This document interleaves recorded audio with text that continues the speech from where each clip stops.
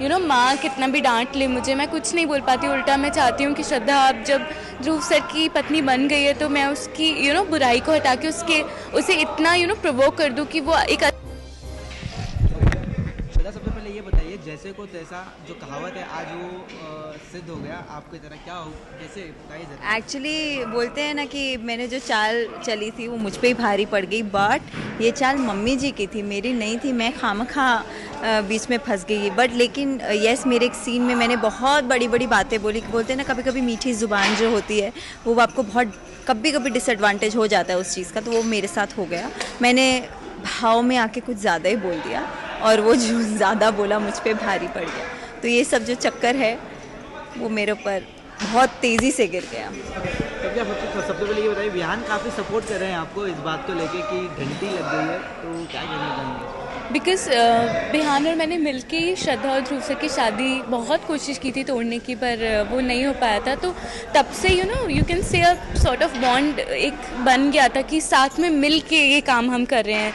जो लोग एक कमरे में भी नहीं रह सकते, इतना हेट करते हैं एक दूसरे से, वो साथ में मिल के एक ही ऑब्जेक्टिव, एक ही मोटिव लेके एक चीज़ कर रहे हैं। तो तब से थोड़ी थोड़ी बॉन्डिंग हो गई थी। और जहाँ भी श्रद्धा का मैटर आता है वहाँ बिहान और मैं एक होना ही होना है हमें। बिकॉज मैं कुछ नहीं बोल पाती हूँ श्रद्धा को, अगर वो जितना भी बुरा कर ले। और माँ कितना भी डांट ले मुझे, मैं कुछ नहीं बोल पाती। उल्टा मैं चाहती हूँ कि श्रद्धा अब जब ध्रुव सर की पत्नी बन गई है तो मैं उसकी बुराई को हटा के उसे इतना प्रोवोक कर दूँ कि वो एक अच्छी लड़की बन जाए, सही मायनों में ध्रुव सर की पत्नी बन जाए। तो आज जैसे कि उन्होंने यही सीक्वेंस है, मेरे गले में घंटी है क्योंकि मैंने पान में जो सिंदूर था वो खा लिया है मैंने, और मेरे गले से आवाज़ नहीं निकल रही है, बिल्कुल आवाज़ मेरी जा चुकी है। इसी चक्कर में मेरे गले में घंटी डाली गई है कि मैं जहाँ कहीं भी जाऊँ घंटी। और ऐसा ही होता है, घंटी क्यों डाली गई होती है क्योंकि मैं टेरेस पे जाके टेरेस से गिर जाती हूँ। और वो लोग आप लोग को बहुत मज़ा आएगा वो सीक्वेंस देख के। और इसीलिए कि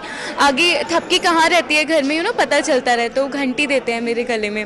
और आज पासा उल्टा पड़ गया है मेरे को ह्यूमिलेट करने के लिए एंड एक बेइज्जत करने के लिए वो घंटी दी गई थी एक मोटिव से, और वो बाजी पलट गई और आज ऑटोमेटिक घंटी श्रद्धा के गले में आ गई है। ये बताइए कि अब तो थपकी के हाथ में वो पासा है कि अब परेशान करेगी, क्या लगता है कितना परेशान? नहीं, आप गलत सोच रहे। थपकी मुझे परेशान नहीं करेगी। थपकी अगर मुझे बुलाएगी तो किसी जेन्युइन रीज़न के लिए बुलाएगी। मुझे डर है बिहान का, वो अपनी बात मनवाने के लिए मेरे से थोड़ी छेड़खानी करने के लिए, बिकॉज मेरा और उनका काफ़ी टशन है एक साथ, तो इसलिए वो मेरी बहुत बैंड बजाएंगे। लेकिन कोई बात नहीं, हर एक का दिन आता है। आज उनके हाथ में मेरी डोर है, कल मेरे हाथ में उनकी डोर होगी। कहीं ना कहीं आपकी जो जेठानी है जी, काफ़ी आपसे नाराज़ है और आपको बुरा करने के लिए मुझे पड़ रहा है, क्या कहना चाहिए? जेठानी यानी कि आपकी जो देवरानी जो मेरी, अच्छा हाँ, प्रीति सुमन जी जी जी, उनका तो अलग टैंजेंट है। मैं उनको थोड़ा चिढ़ा के, क्योंकि जो मेरी सासू माँ हैं वो मेरे लिए काफ़ी कर रही हैं, बिकॉज मैं नई बहू हूँ, तो ऑब्वियसली जो भी चीज़ें होती हैं, जो भी अच्छा होता है वो मेरे साथ कर रही हैं। और प्रीति सुमन को ऐसा लग रहा है कि सब कुछ श्रद्धा के साथ हो रहा है, हमारे साथ नहीं हो रहा। तो मुझे मज़ा आ रहा है कि जो भी मेरे साथ हो रहा है मैं उनको दिखा के चीज़ें चिढ़ा के कर रही हूँ, पर वो भी किसी से कम नहीं है। आज मुझे लगता है कि आज नहीं तो कल वो भी कुछ ना कुछ तामझाम करेंगी। अच्छा, लास्ट सवाल है, व्यूवर्स को क्या कहना चाहिए जो काफ़ी पसंद करें आप दोनों को, क्या कहना चाहिए व्यूवर्स के लिए?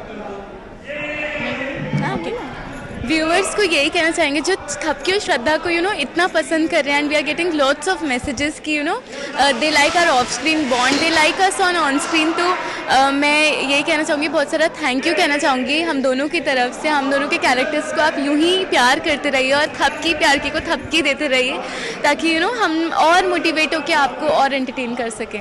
जी, thank you so much. Thank you so much. Thank you.